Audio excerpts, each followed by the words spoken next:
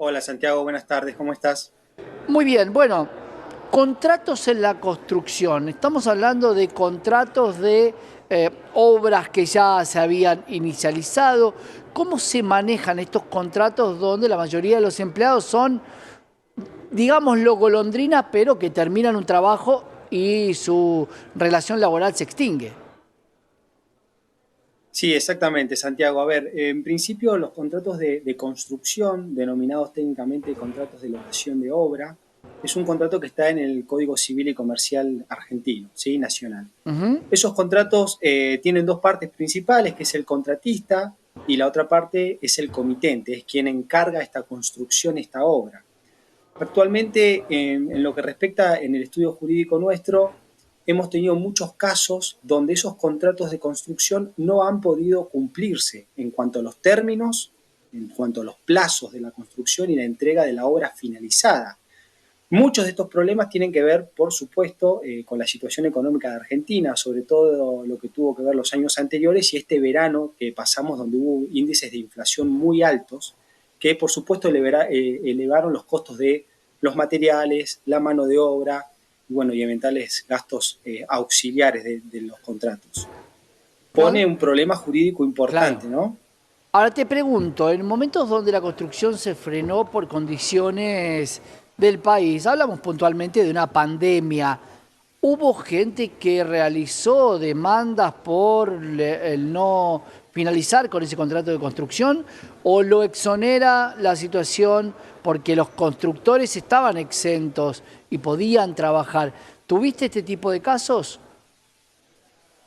Sí, a ver, lo que tiene que ver con la pandemia específicamente, que comenzó allá por marzo del 2020, en un principio, los primeros meses de pandemia, bueno, recordarán los decretos de necesidad y urgencia y todas las medidas preventivas para que los ciudadanos no circulen.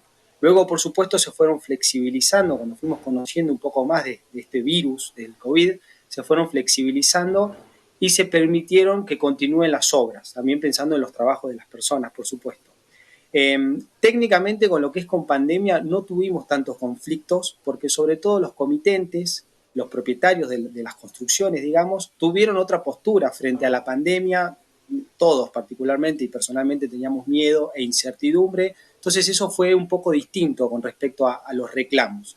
El problema principal, Santiago, vino con los incumplimientos contractuales que venían derivados de los aumentos de precio de materiales y también, por supuesto, que es notorio la especulación por parte de ciertos comerciantes que ante la incertidumbre de cuánto podían subir los precios, decidían no vender los materiales, por más de que quizás los tenían en stock. Por ejemplo, pasa mucho con las chapas, con las cañerías, los materiales más elevados, ¿no? El hierro. Decían no venderlos. Por más de tenerlos, no lo vendían, especulando que quizás dentro de un mes iban a salir más caros. Eso generó que muchas obras se tuvieron que frenar. Hay algo muy importante, Santiago, ¿sí? Que es el contrato en sí. La norma general dice que el contrato es ley para las partes.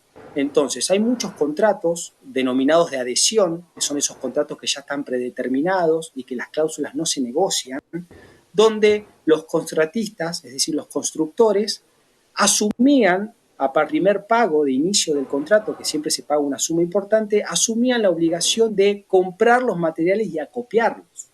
Entonces, en ese sentido, si luego de un tiempo el contratista dice que no puede avanzar porque no tiene el material, hay una contradicción evidente. Hay una mala praxis, si inicialmente o había una preventa para comprar los materiales, la plata se destinó para otra cosa, algo está mal.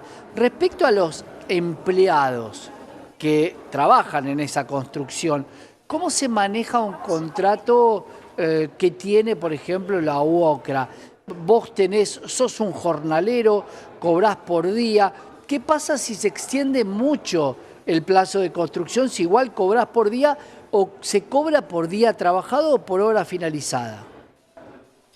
Generalmente, a ver, lo que tiene que ver con el contrato de trabajo, digamos, de la construcción que viene por UOCRA, ellos cobran por quincena, es lo más normal, ¿sí? Los trabajadores de la construcción suelen cobrar por quincena.